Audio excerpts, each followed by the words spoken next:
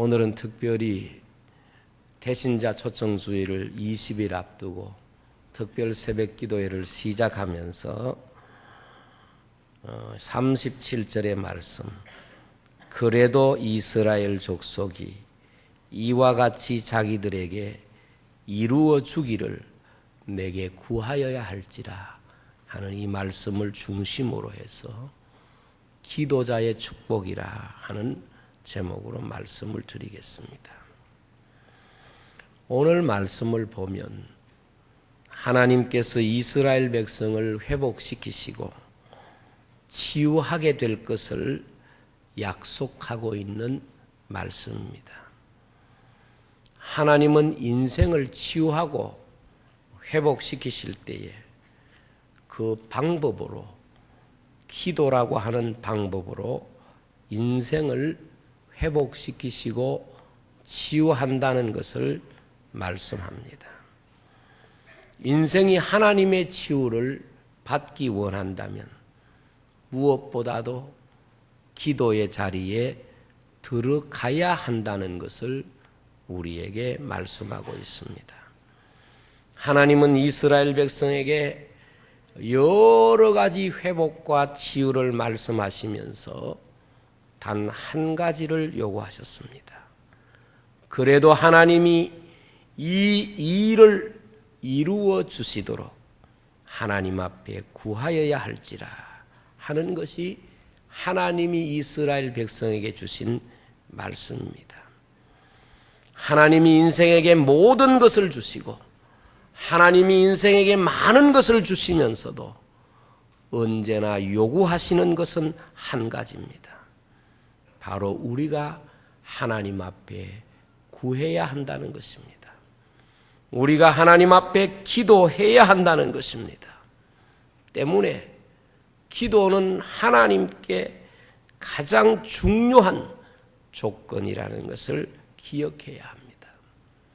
모든 일에는 조건이 있지만 하나님께 대한 조건은 바로 기도입니다. 때문에 하나님을 만나는 성전을 주님은 기도하는 집이라고 말씀했습니다. 내 아버지의 집은 기도하는 집이라고 말씀했습니다.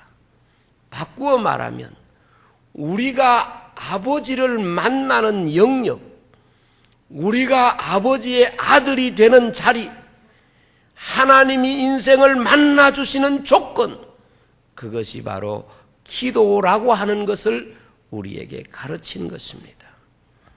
오늘 말씀 가운데 하나님 앞에 우리가 구하기만 하면 하나님께서 이러이러한 것을 주시기 위하여 준비하고 기다리고 있다는 사실을 말씀하고 있습니다.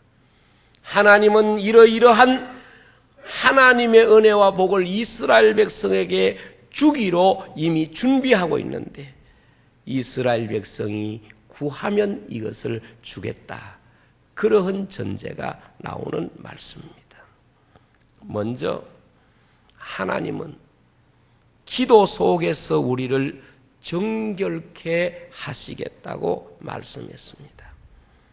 오늘 말씀에 내가 너희를 열국 중에서 취하여 내고 열국 중에 모아 데리고 고토로 들어가서 맑은 물로 너희에게 뿌려서 너희로 정결케 하고 곧 너희 모든 더러운 것에서와 모든 우상을 섬김에서 너희를 정결케 할 것이며 그렇게 말씀했습니다. 하나님은 인생을 기도의 강물에서 그 인생의 더러움을 씻어 주시겠다고 말씀하고 있습니다. 인생은 기도 속에서 자신의 죄를 씻는 역사가 나타나고 경험된다는 것을 알아야 합니다. 기도는 인생이 하나님 아버지 손에 붙잡혀서 더러움의 죄를 씻는 그런 시간인 것입니다. 인생이 진실로 성결케 되기를 원하면 기도 속에 들어가서 자신의 죄악을 발견하고 자신의 죄악을 회개함으로써 하나님의 성결을 경험하는 시간을 가져야 합니다. 우리 인생에게 가장 놀라운 축복은, 그리고 가장 위대한 경험은 하나님으로부터 내가 죄 씻음을 받았다고 하는 경험일 것입니다. 인생은 하나님으로부터 죄 씻음을 받는 경험을 통하여 비로소 내가 하나님의 자녀가 되었다고 하는 행복과 하나님의 자녀의 권세가 이렇게 놀라운 것이구나, 이것을 알게 되는 것입니다. 기도는 영적인 목욕탕과 같습니다. 어릴 때에 부모님에게 붙잡혀서 목욕을 해본 경험을 가진 우리는 이것을 누구나 기억하고 있습니다. 뗏물이 그야말로 온몸에 붙어 있었던 과거의 어른들의 어린 시절, 집에서 물을 데워놓고 자식에게 목욕을 시키려고 하면 대개 아이들이 더러움에도 불구하고 목욕하기를 싫어합니다. 때를 밀고 하는 것이 아프거든요. 때가 너무 많기 때문에 간단한 일이 아니거든요. 그래서 어머니에게 끌려가서 때를 씻고 목욕을 마치고 나면 그 자유함, 그 행복함, 그 상쾌함은 우리 모두의 마음속에 아마도 잊혀지지 않는 그런 행복감일 것입니다. 하나님은 오늘도 기도라고 하는 목욕통에서 우리의 더러움을 씻어 우리를 정결케 하시는 분이십니다. 예수님은 마지막 날 제자들과 성만찬 자리에서 제자들의 발을 씻어주셨습니다. 물론 이것은 섬김을 가르치는 교훈도 담겨 있습니다만 이 씻김은 바로 깨끗게 하시는 주님의 사랑을 우리에게 보여주는 것입니다.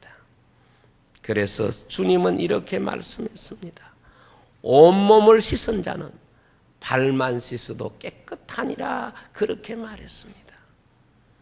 여러분, 우리가 주의 이름으로 기도하고 주의 이름으로 회개하는 것이 바로 주님이 우리를 씻어주시는 시간인 줄로 믿습니다. 우리에게 기도가 필요한 것은 하나님이 우리를 씻어주시고 성결케 하시는 은혜를 힘입어야 하기 때문입니다. 우리는 우리의 도덕과 우리의 양심과 우리의 노력으로는 깨끗해질 수가 없습니다. 아무리 노력해도 우리는 우리 자신을 성결케 할 능력이 없습니다. 우리가 하나님 앞에 나가면, 하나님 앞에 기도하면, 그 기도 속에서 우리가 하나님 앞에 회개하면 하나님은 우리를 깨끗하게 씻어주신다고, 맑은 물로 씻어주신다고 말씀하고 있는 것입니다. 이 놀라운 은혜를 예비하시고 내게 구하라. 그러면 내가 너희들에게 이 약속을 지키마. 그렇게 말씀하고 있는 것입니다. 둘째로, 하나님은 기도 속에서 우리를 새롭게 하신다고 말씀했습니다. 오늘 말씀에 새 영을 너희 속에 두고 새 마음을 너희 속에 너희에게 주되 너희 육신에서 굳은 마음을 제하고 부드러운 마음을 줄 것이며, 그렇게 말씀했습니다. 하나님은 이스라엘 백성에게 새 마음을 주겠다고 말씀했습니다. 이 새 마음의 형식은 굳은 마음이 부드러운 마음이 되는 것을 말씀하고 있습니다. 새 마음을 우리에게 주신다고 말씀했는데 이것은 우리의 마음이 바로 변화를 받는 것을 말합니다. 하나님은 우리를 보실 때에 우리의 마음을 보시기 때문에 우리의 마음이 새 마음이 되어야 돼요. 우리의 마음이 변화를 받아야 돼요. 그래야 하나님 보시기에 새로운 인생이 되는 것입니다. 오늘 우리가 예수를 믿고 자신의 마음이 새롭게 된 사람이 가장 하나님 앞에 복받은 사람이고 하나님 앞에 믿음의 결과가 아름답게 나타난 사람입니다. 여기에 말씀 보면 새로운 마음은 새 영이 우리의 마음에 와야 한다고 말씀하고 있습니다. 새 영이라고 하는 말씀은 하나님이 우리 마음 속에 주시는 성령님을 말씀하시는 것입니다. 인생은 자신의 마음을 자기 마음대로 못합니다. 우리가 흔히 그런 말을 합니다. 내 마음을 내가 마음대로 못한다는 겁니다. 마음이 우리 자신의 실체인데 내 마음을 내 마음대로 못하는 것이 바로 우리 인생입니다. 이게 바로 인간이 가지고 있는 불가사의고 신비입니다. 인생은 성령님이 오셔야 그 마음이 새 마음이 될 수가 있는 것입니다. 우리 인생에게 가장 신비로운 것은 바로 우리의 마음입니다. 우리의 마음에 누가 있느냐? 거기에 따라서 내 삶이 달라지는 것입니다. 사람이 새 사람이 되었다는 것은 그 마음을 보아서 알 수 있습니다. 사람이 성령을 받았다는 것은 그 마음에 있는 것입니다. 마음이 새롭지 못하면 그는 새 사람이 아닙니다. 마음이 변화받지 못한 사람은 결코 성령이 그 마음을 지배하는 사람이 아닌 것입니다. 여기 새 사람은 새 영이 그 마음속을 지배하는 사람을 말하는 것입니다.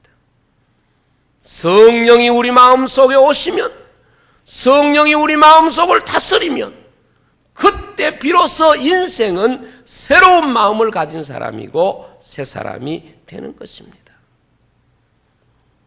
우리는 특별 기도 시간을 통해서 성령이 내 마음을 통치하는 경험을 해야 됩니다.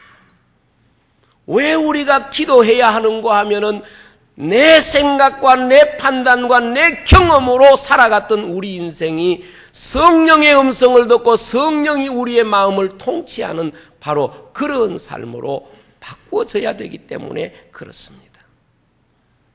성경에 보면은 악한 사람은 마음이 완악한 사람을 말합니다. 마음이 완악한 사람의 모습이 무엇입니까?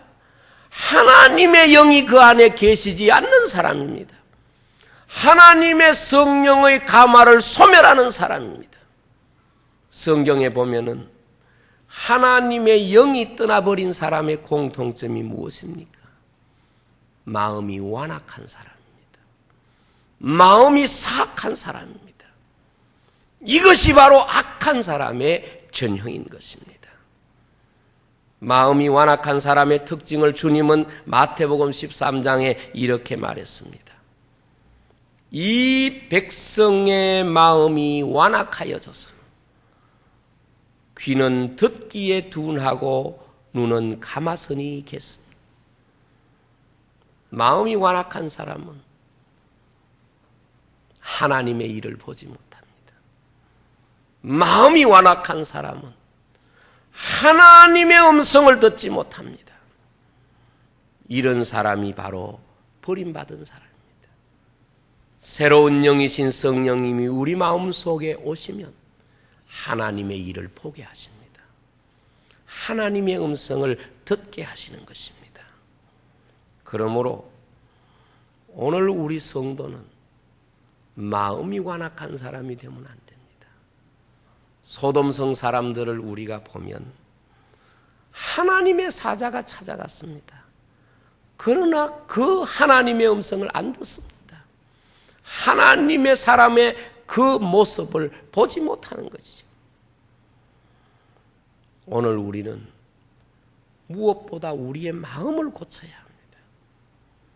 우리의 마음을 고친다는 것은 내 생각대로 말하고 내 경험대로 말하고 내 판단대로 살았던 우리의 삶들이 우리 마음속에 오셔서 우리를 가르치시고 하나님의 뜻을 보게 하고 듣게 하시는 그 성령님의 음성을 듣는 것입니다. 그러면 그러한 성령님의 음성을 듣는 시간이 무엇이냐? 기도할 때 하나님이 우리의 마음을 고쳐주신다는 약속이 바로 그런 것입니다. 하나님은 기도 속에서 인생의 마음을 고치시는 분이십니다. 인생의 마음은 절대로 영적인 영역이기 때문에 다른 것으로는 고칠 수가 없습니다. 성령님이 내 마음속에 찾아오셔야 비로소 인생의 마음은 고쳐지는 것입니다.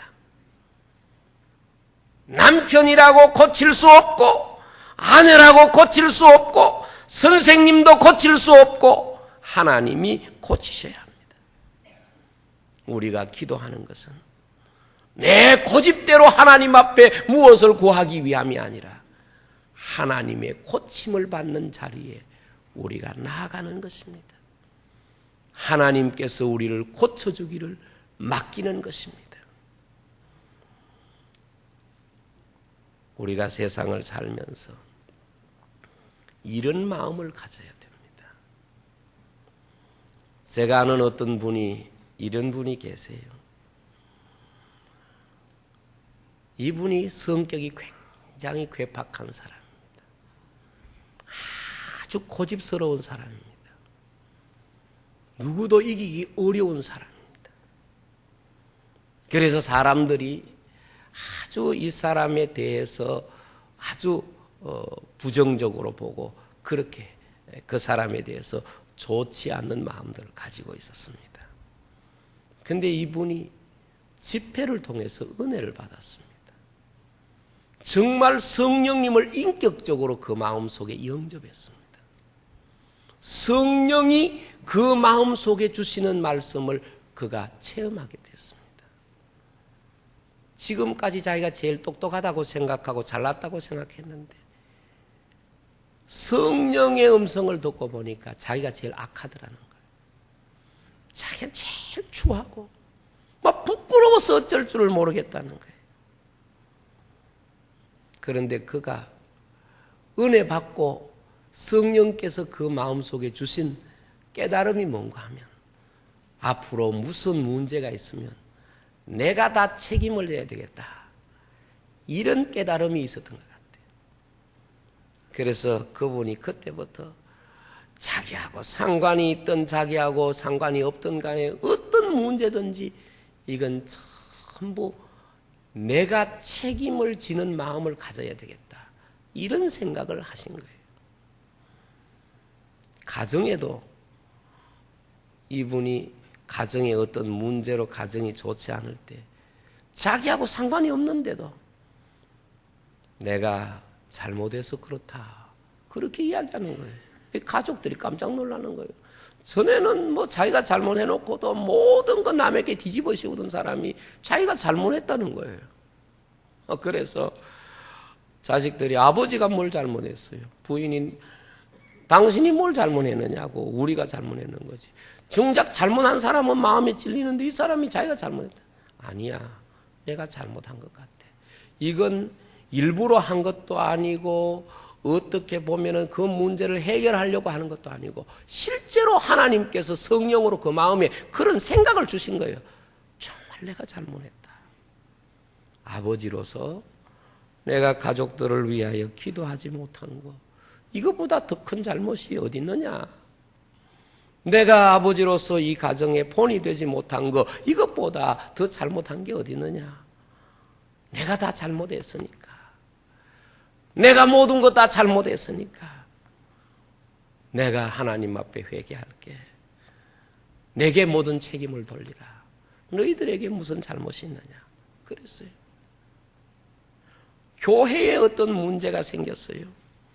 이분이 장로님이셨는데 과거에는 교회에 그야말로 장로님이지만 가시 같은 그런 역할을 많이 하셨어요.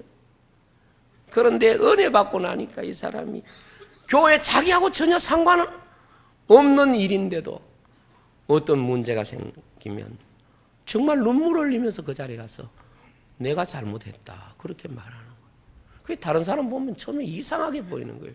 아니 장로님이 이 부서하고 무슨 상관이 있다고 장로님이 잘못했다고 그럽니까? 괜히 장로님이 이 문제를 좀 잘 해결해 보려고 장로님이 그야말로 그렇게 말하는 것이구나 생각했는데 그게 아니에요. 이분은 정말 자기가 잘못했기 때문에 이런 문제가 생겨났다고 생각합니다. 내가 정말 잘못한 것 같다. 내가 이 부서를 위하여 기도하지도 못하고 이 부서에 대하여 정말 사랑으로 내가 관심을 갖지 못한 내 잘못이 크다. 정말 그분이 자기 자신이 잘못했다 그렇게 느끼니까 다른 분이 실제로 그 문제에 해당되는 사람들이 부끄러워지게 되는 거예요. 그래서 이분이 하나님의 은혜를 받고 그 마음이 새로워지니까 얼마나 많은 사람의 마음을 고치는지 모릅니다. 자신의 마음이 새 마음이 되니까 얼마나 많은 마음들을 새롭게 만드는지 모릅니다. 자신의 마음이 아름다워지니까 얼마나 많은 마음들을 거룩하게 만드는지 모릅니다. 여러분, 우리는 기도 속에서 우리의 마음을 하나님이 고쳐주시도록 그래서 우리가 새 마음을 가진 그런 사람으로 살아야 합니다. 그것은 성령님 새로운 영이 우리 마음속에 오셔야 우리는 새 마음을 가지게 되는 것입니다. 우리가 앞으로 무슨 말을 할 때에 내 생각을 말하는 것을 좀 참으셔야 합니다. 우리가 무슨 말을 할 때 내 경험을 말하는 것을 좀 참으셔야 합니다. 우리가 말할 때마다 성령님이 나를 통하여 말씀하시기를 원하는 것이 무엇인가를 생각해야 합니다. 그러기 위해서 우리는 날마다 하나님 앞에 기도해야 합니다. 성령께서 우리를 깨닫게 하시고 우리를 통하여 나타내시고자 하는 하나님의 뜻을 우리가 분별해야 되는 것입니다. 저는 그분을 보면서 그런 생각을 했습니다.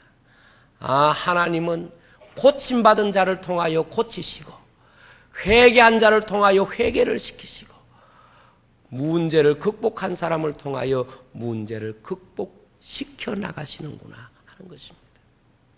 우리가 하나님 앞에 새 사람이 되지 못하면 우리의 가정을 새롭게 만들지 못합니다. 내가 새 사람이 되지 못하면 우리 교회를 새롭게 만들지 못합니다. 하나님께서 우리의 마음속에 오셔서 하나님이 보내주시는 그 성령님이 우리를 통치하심으로써 우리의 마음이 새 마음이 되기를 주의 이름으로 축원합니다. 세 번째로 하나님은 기도 속에서 우리의 삶을 고치십니다. 또 내 신을 너희 속에 두어 너희로 내 율례를 행하게 하리니 너희가 내 규례를 지켜 행할지라 그렇게 말씀하고 있습니다. 기도는 인생의 마음만 고치는 것이 아니라 인생의 행위를 고칩니다. 기도하는 사람이 자기 행위를 고칠 수 있는 배경을 오늘 이렇게 또 말씀하고 있습니다. 내 신을 너희 속에 두어 너희로 내 율례를 행하게 하겠다고 말씀했습니다. 하나님의 신 성령님께서 우리 인간 속에 찾아올 때에 우리의 부끄러운 삶이 고쳐지게 된다는 사실을 말씀하고 있습니다. 우리 사람은 자기 의지로 자기 행위를 고칠 수 있는 능력이 없습니다. 성령의 도우심이 없이는 안 되는 것입니다. 그래서 하나님은 우리의 삶을 고쳐주시기 위하여 내 신을 너희 속에 둔다고 말씀하고 있습니다. 사울은 인격적으로 대단히 건강한 사람이었습니다. 그러나 하나님의 신이 사울을 떠나가게 될 때에 사울은 폐인과 같은 인생이 됩니다. 잔인한 인생이 됩니다. 그 행동은 하나님을 대적하는 삶으로 일관되는 것을 우리가 보는 것입니다. 사람의 노력으로는 근본적인 변화가 일어나지 않습니다. 오늘 우리 성도들이 조심해야 될 것은 내 노력으로 어느 정도 삶의 변화가 나타났다고 해서 그것을 변화로 생각하면 안 됩니다. 왜냐하면 내 노력으로 이룬 변화는 어떤 순간에 제자리로 돌아가 버립니다. 내 노력으로 이룬 변화는 어떤 순간에 옛날로 쉽게 되돌아가 버리는 겁니다. 우리가 하나님의 거룩한 성령으로 변화받아야 하나님 안에서 온전한 새로운 삶을 살게 되는 것입니다. 마지막으로 하나님은 기도 속에서 우리의 환경을 고쳐주겠다고 말했습니다. 29절에 내가 너희를 모든 더러운 데서 구원하고 곡식으로 풍성하게 하여 기근이 너희에게 임하지 아니하게 할 것이며 또 나무의 실과와 밭의 소산을 풍성케 하여 너희로 다시는 기근의 욕을 열국에게 받지 않게 하리니 그렇게 말했습니다. 하나님은 우리가 환경에 나쁜 영향을 받지 않고 좋은 환경 속에서 살 수 있도록 약속과 은혜를 허락하셨습니다. 그리고 구하면 주겠다는 겁니다. 그래도 구해야 주겠다는 겁니다. 우리가 구하기만 하면 황무한 땅이 기경하게 될 것이고 황폐한 땅은 건축하게 될 것이고 황무한 땅이 에덴 동산같이 되겠고 적막하고 무너진 성읍들이 거민이 사는 성읍이 되게 하겠다고 말씀했습니다. 우리가 기도하면 하나님은 우리의 삶의 환경을 고치시는 것입니다. 우리가 성경에 보면은 환경이 어려운 상황에서 환경이 불리한 상황에서 하나님 앞에 기도할 때에 그 환경이 복이 되게 하고 그 환경에 하나님께서 놀라운 은혜를 주셨음을 우리는 보게 되는 것입니다. 하나님은 기도하는 자에게 그를 성결하게 하고 기도하는 자의 마음을 새롭게 하고 기도하는 자의 삶을 새롭게 하고 그리고 기도하는 자의 삶의 환경을 고쳐주시겠다고 말씀했습니다. 우리는 무엇이든지 사단의 소리를 듣고 거기에 따라가면 안 됩니다. 사단은 사람으로 하여금 기도하지 못하도록 유혹합니다. 기도를 방해합니다. 왜냐하면 기도하지 않으면 인생은 성령의 역사를 그 마음속에 체험할 수 없기 때문에 그렇습니다. 기도하지 않으면 사단의 역사를 구별할 수도 없고 이길 수도 없습니다. 그래서 무슨 일이든지 기도하기 전에는 모든 것이 안 되는 것처럼 보입니다. 그러나 동일한 문제를 놓고 기도하면 하나님이 그 일에 대하여 지혜를 주시고 하실 수 있도록 은혜를 주시는 것입니다. 여러분, 사람이 기도하지 않으면 결국은 자기 소리밖에 못 듣습니다. 기도해야 성령의 음성을 듣는 것입니다. 우리가 이 땅에 살면서 하나님 앞에 기도함으로써 우리를 성결케 하시는 그 자리가 기도의 자리, 우리에게 새 마음을 주시는 자리가 기도의 자리, 우리의 삶을 새롭게 만드시는 바로 그 자리가 기도의 자리, 우리의 삶의 환경을 바꾸시는 자리가 기도의 자리입니다. 하나님은 이렇게 많은 약속을 하시고 기도하면 주겠다는 겁니다. 기도해야 주겠다는 겁니다. 그러므로 기도가 우리에게 있어서 얼마나 놀라운 은혜와 축복이 되느냐 하는 것입니다. 이번 특별 새벽 기도를 통해서 여러분들이 바로 하나님이 예비하신 이런 은혜와 복을 풍성히 누리시기를 주의 이름으로 축원합니다. 기도하겠습니다.